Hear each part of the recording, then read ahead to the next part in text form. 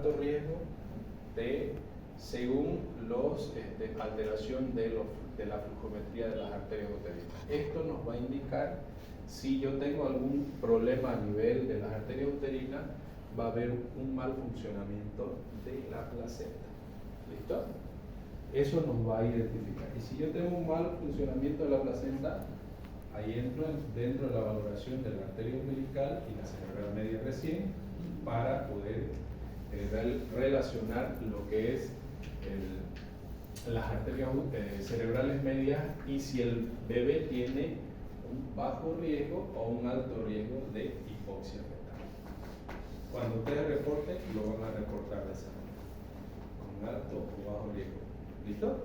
Si nosotros vemos una alteración de las cerebrales medias, alto riesgo de hipoxia fetal a nivel cerebral, ¿no? Porque ese momento puede ser que esté normal, con frecuencia cardíaca, todo predice el tipo, ojo, pero más tarde puede ser que cambie todo ese formato, ¿no? Ha habido casos así. Entonces hay que tomar en cuenta cuando usted escribe y reporta que hay una alteración de los flujos de la arteria uterina, podemos decir que hay una alteración de las arterias uterinas con alto riesgo de preeclampsia o de mal funcionamiento placentario.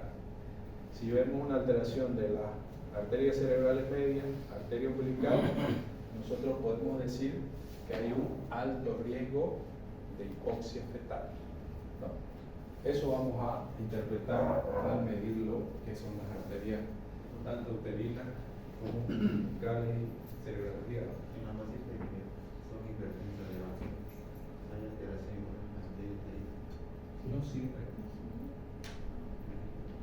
pero se habla, y lo dijimos en la primera diapositiva, que hay un alto porcentaje que nosotros podemos captar este problema solo midiendo las arterias uterinas. ¿Qué sucede? Aquí nosotros tenemos que ver si está hemodinámicamente estable esa paciente. ¿Qué quiere decir? Si está tomando su tratamiento, es probable que yo tenga una arteria uterina bien, pero si es una paciente que tiene su presión alta, no está cumpliendo un tratamiento, de hecho que va a haber modificaciones a ese nivel y también hay que informar. Y la medicación es diferente, ¿no? No le dan enalapril, no le dan losartán, que yo sepa, le dan alfa-metitopa, que es diferente en relación a la gestación que vaya a llevar. Entonces eso es muy importante. Si la paciente está hemodinámicamente estable con un tratamiento, tal vez no vaya a evidenciar algún dato ahí. Pero si está con alteraciones, de hecho que vamos a fijar. Doctor, disculpe un hemotecnia que usted dio ahorita, alteración de la arteria cerebral media y la arteria uterina, se refiere a posible hipoxia, dice, ¿no? De la cerebral media, sí. Y Se le puede clasificar como alto riesgo de hipoxia fetal. Y de cuando la arteria uterina, De la arteria uterina con la placenta, está relacionado con alto riesgo de inicio de preeclampsia o mal funcionamiento placentario. ¿Listo? Esa es la manera más o menos de interpretar cuando usted vaya a hacer una conclusión. Sencillo. Ya si esto modifica en el transcurso, ya saben. Esto lo menciono porque cuando nosotros hacemos la pesquisa del Doppler, solo está mirando una parte. ¿Me entienden? Ahora obviamente si es ginecólogo, si es el médico tratante y le hace la ecografía Doppler más, entonces usted ya sabe qué hacer, ya sabe por qué se está tomando la muestra de acá, va a hacer un tratamiento, ¿no? En cambio usted hace la captación del Doppler y va a mandar a alguien a reportar. Entonces yo le pongo un alto riesgo de hipoxia fetal, entonces él va a tomar conducta. Pero va a tomar conducta en función a qué, a lo que vaya a ver, ¿no? Falta ver la frecuencia cardíaca fetal, falta ver si no tiene anemia, falta ver si no está deshidratada, falta ver si no tiene fiebre. Ella lo va a ver, el clínico, ¿me entiendes? Entonces, si estabiliza todo eso, probablemente le pida otra vez y probablemente ya tenga bajo riesgo de hipoxia fetal. ¿Me entienden? Entonces, la interpretación es así. Cuando uno hace la ecografía, solamente es un mecanismo. Cuando uno es juez y parte, es diferente. La conducta la tiene que tomar. Por eso la interpretación es diferente. Y siempre lo que uno vaya a escribir también, por el tema de medios legales, ¿no? Respaldo. Ahí está. Bueno, un feto con velocidad de flujo anormal tendrá un riesgo alto de hipoxia, lo que mencionábamos, requiriendo una vigilancia estrecha que ayude a tomar las decisiones pertinentes para la intervención. Y bueno, en estas circunstancias se debe realizar obviamente un detalle exhaustivo de la ultrasonografía de las estructuras fetales para descartar anomalías, realizar estudios Doppler de vasos fetales como la arteria cerebral media, el ductus venoso, que también son complementarios a la hora de valorar si hay un alto riesgo de hipoxia fetal. Todos los índices son indicadores de la resistencia periférica del flujo sanguíneo. Mientras mayor sea el valor obtenido, mayor es la resistencia periférica, con una resistencia alta o reducción del flujo al final de la diástole puede ser tan grande y que puede cesar o invertirse. Entonces, la parte clínica es fundamental en este aspecto, y cuando nosotros vemos que este pacientito tiene un alto riesgo de hipoxia fetal, nosotros tenemos que verificar, buscar, por ahí no tiene líquido, y nosotros nos centramos a solamente ver Doppler. Entonces tiene un oligohidramnio, tiene una patología adicional, ¿no? Entonces también usted puede hacer sugerencias. ¿Sugerencia en qué sentido? Realizar ecografía morfológica, ¿no? Porque ese momento no va a ser una valoración. Puede mencionarlo, puede sugerirlo, porque si le han solicitado una ecografía Doppler, usted tiene que hacer la ecografía Doppler. Pero si en esa ecografía Doppler tenemos alguna alteración, también tiene que empezar a visualizar otras partes fetales para ver si no hay problemas de malformación. Les digo esto porque ha habido casos, ¿no? Generalmente de otras instituciones lo mandan a hacerse una Doppler. Digamos que algún colega en provincia ha visto, ha tenido equipo y ha alineado, no, este está alterado, bueno, vamos. Y lo mandan, digamos, al CIE de la rama. Y está ese chapaca volador ahí, en modo.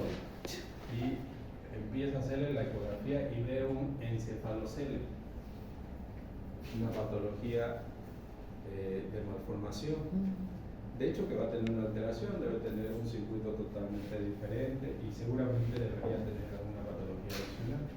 Entonces aquí uno tiene que tomar en cuenta, entonces puede colocarle un acápite más allá de hacer la medición de la arteria uterina, arteria cerebral media, ductus venoso, arteria umbilical, ver los 4 índices, informarlos y apartecito ponerle realizar una ecografía morfológica porque se ha visualizado un encefalocele. Listo. Punto. Verificado, documentado con la imagen de la extravasación del encéfalo ahí. No es más. Entonces, ese adicional es incompatible con la vida del bebé, ¿no? Entonces, en vano va a estar ahí siguiendo con el embarazo, se le explica y se la lleva al psicólogo a la paciente y se revierte el embarazo en realidad, ¿no? Son situaciones que se pueden dar. Si se presenta una enfermedad aguda, por ejemplo, materno-fetal, en el tercer trimestre, pues también al Doppler ayudaría a identificar la existencia o la afectación fetal por el proceso. Un ejemplo, si una disminución de los movimientos, por ejemplo, fetal, con el estudio Doppler normal, no debe haber hipoxia fetal, siendo posible que la existencia de infección, es probable que esto dé una alteración. Pongámosle el hecho de tener disminución de los movimientos implica hipoactividad del feto, y eso implica que puede haber alguna patología. Siempre hay que pesquisar, hay que ver Entonces, puede ser que esté total normal. ¿Una patología en la madre? No, en el feto. En el feto. Obviamente la dilatación de los vasos cerebrales sugiere una hipoxia, ¿ya? Y un corazón dilatado sugiere un fallo cardíaco. Y por ende, nosotros vamos a ver el flujo aórtico, en este caso el istmo aórtico, ausente o invertido es el indicador de hipovolemia severa o vasoconstricción periférica. Si nosotros vemos un feto con disminución de los movimientos líquidos, tal vez ausente, y vamos a ver una hipovolemia severa, obviamente va a haber una vasoconstricción y por ende va a haber un sufrimiento fetal. Por eso es que podría verse, ¿no? Desde la misma cerebral media hasta la arteria umbilical podría suceder un fallo cardíaco derecho en todo caso. Peor aún si ven el ductus venoso en ese sentido. Van a poder apreciar las ondas que ya mencionábamos anteriormente. Las condiciones que dan lugar a variaciones de los índices de resistencia. Edad gestacional, en el embarazo normal, los índices de resistencia disminuyen al aumentar la edad gestacional, eso ya lo saben. Al principio son mayores, obviamente. Movimientos respiratorios fetales, los índices se modifican y varía la presión intratorácica fetal. Tómenlo en cuenta eso, por si acaso. En la toma del ductus venoso en la edad gestacional avanzada. ¿Ya? Esto puede hacer modificar los índices de resistencia o en los índices de pulsatilidad y resistencia. Y modifican obviamente la respiración intratorácica, ya cuando son grandecitos. La frecuencia cardíaca fetal, también las variaciones extremas de la frecuencia cardíaca fetal pueden afectar los índices, pueden dar una taquicardia extrema, ya les mencionaba, paciente con fiebre, niño con fiebre, ya, paciente cansada, niño cansado, o sea, corren bastante, llegan a la consulta, llegué, pero ya me estoy yendo, la echada y está, un estrés bárbaro, entonces hay que tomar en cuenta eso. Bueno, así como la taquicardia extrema puede también acortarse el tiempo de la diástole, aumentar la velocidad diastólica, mientras que la bradicardia se alarga el tiempo de la diástole y disminuye la velocidad de la diástole también. Bueno, esto se reporta como significativas, obviamente, estas variaciones, y hay que tomarlas en cuenta en ciertas situaciones que pueden alterar los índices.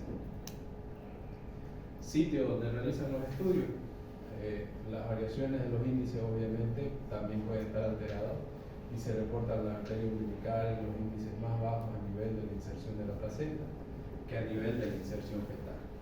Entonces, ¿dónde yo tomaría la muestra? A nivel de la placenta. ¿A nivel de la inserción? Ahí está. Inserción A nivel de la placentaria. inserción fetal. Exacto. En el feto. Ahí. Ujú. Ahora, lo que menciona acá, el sitio donde yo puedo tomar, señores. Ujú. Entonces, agarramos, tratamos de no buscar la zona donde está más la pierna, digamos, más arriba, para empezar. Región Exacto, la región abdominal. umbilical, la entrada. Entonces, ¿Es un corte transversal o un corte longitudinal? Cualquiera. el ¿Dónde se puede longitudinal es lo hacer? ideal. Y ahí va a ver que está más trenzado, ¿no? Sí, se ve. Ahí, y usted siempre, acuérdense de esta palabra, coloquen en un ángulo cero, que quiere decir recto en relación al transductor. ¿Listo? ¿Para qué? Para evitarse más trabajo. Yo siempre le digo eso. Colocan el volumen de muestra en ángulo cero, la onda le sale una belleza. Pero cuando está el cordón así tortuoso y le colocan en la muestra de volumen, van a tener que modificar todavía la angulación con el rotor del equipo. ¿Listo? Entonces, eso traten de evidenciarlo con el transductor. Y es zona, obviamente, donde no puedo realizar, digamos, alguna captación. Variabilidad entre los observadores, ya la misma, obviamente, calculando alrededor del 5 o 10% para un mismo observador y un 9 a 25% de distintos observadores. Yo lo vi, mañana lo veo, por si acaso. Puede suceder. Así como hay varios colegas, yo en un principio me enojaba, me acuerdo, cuando mandaban con nombre y apellido mis colegas. Decían, no, esto no es mío, dale llévaselo a quien está dirigido, por ahí la doctora se enoja conmigo. Lo llevaba.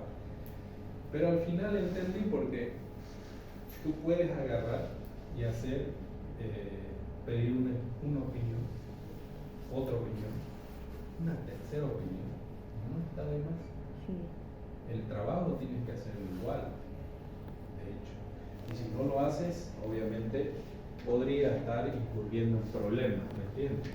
Entonces, si nosotros aumentamos el observador, vamos a tener una mejor respuesta. ¿Listo? Ustedes también algún día, bueno, no le creo al doctor Cervetti y lo mandaré al doctor Domínguez. Y el doctor Domínguez, bueno, aquí le creo y al final define, ¿no ves? De pelotita. Entonces, tiene que tomar en cuenta eso también dentro, digamos, de la variabilidad en estos casos. Otra cosa que aquí también debería estar, el tema de la clasificación de las tablas. ¿Alguna vez han apretado ¿cómo se llama esto? ¿Reportes? ¿Listo? Entonces le sale el nombre de la tabla. La que manejamos nosotros generalmente es la de Campbell o la de ¿cómo es el otro? Hay otra, el Hakluyt. ¿Listo? Esas dos tablas y la japonesa en el primer trimestre, la Hakluyt, ¿verdad? Entonces, esas tablas son estándares para nuestro medio sudamericano, muy estándar. Hay otros tipos de tablas que pueden hacer variar esta cuestión. Y le digo porque alguna vez me ha ocurrido. Los equipos, por ejemplo, japoneses, nos mandan otro tipo de tabla en relación a los equipos chinos, que están relacionados, porque los chinos son bien copiones de los americanos en ese caso. Son similares. Todos copian, a veces lo hacen perfecto. Entonces, ahí eso hay que ver. Me ha tocado tal vez unas tablas diferentes y al final concluimos con la colega ginecóloga porque yo le mandaba edad gestacional mucho más avanzada que una edad gestacional menos, que en otros salía más. Y vimos en los reportes esa diferencia. Al final corregimos las tablas que yo manejaba, que estaban malas, ¿no? Que es muy significativo a la hora de ver los observadores aquí en este momento. ¿Ya? Otras causas, estados conductuales fetales, viscosidad de la sangre, anestesia también, eso es muy importante. Por ejemplo, si usted hace seguimiento a una paciente, generalmente el colega cirujano agarra y lo manda a hacer valoración anestésica, ¿no es? Previo a la cirugía, si es una programada. En todo caso, aquí los colegas anestesiólogos también juegan un papel muy importante cuando uno indica que probablemente esta señora nos dé una preeclampsia o una eclampsia postparto también, y ellos saben qué tipo de anestesia vamos a utilizar. ¿Listo? Eso es muy importante. Empleo de determinados fármacos también a la hora de hacer el seguimiento.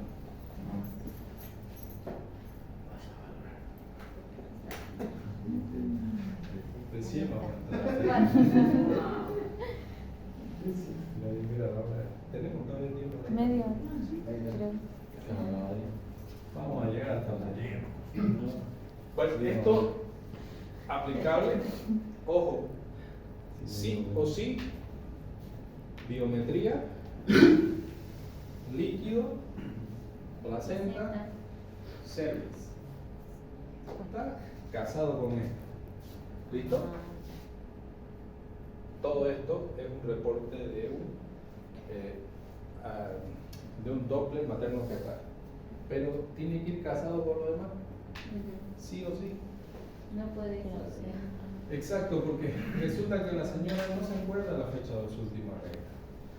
Y la fecha de su última regla es la que rige en el protocolo de colocar en la calculadora de Barcelona, por ejemplo. Según su fecha de última regla, ¿cuántas semanas tiene?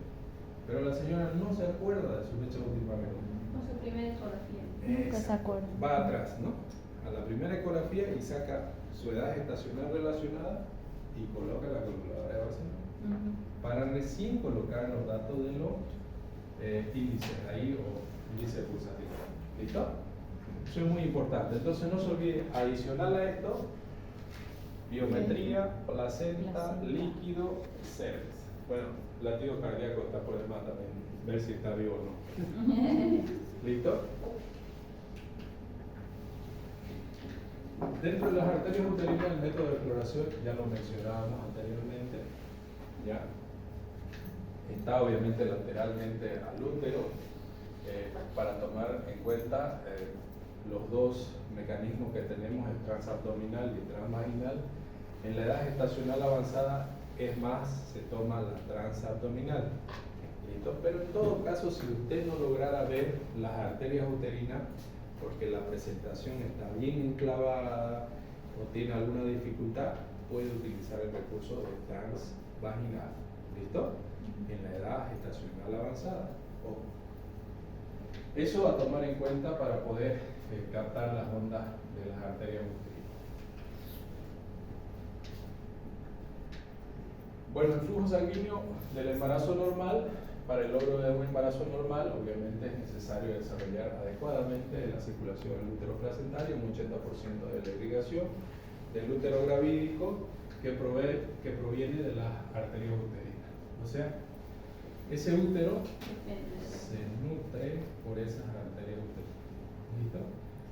Y al ingresar obviamente al útero y que estas arterias uterinas puedan modificarse, es que va a haber una resistencia en esa placenta para que se modifique. Si no, si todo va a estar fluido, va a ser viable, no vas a encontrar ninguna alteración a nivel de las arterias uterinas. ¿Por qué? Porque todo el flujo, un 80% de las arterias de la irrigación del útero es por las arterias uterinas. Pues que le tienen miedo a los colegas ginecólogos cuando cortan una de esas. Es seguro fuera útero. No sirve el 40% del flujo. Hay los macrosómicos, creo, si no me equivoco, son los más desesperantes cuando sacan por cesárea. Se rompen hasta el otro lado, pobres. Sudan. Bueno, se origina de la división anterior de la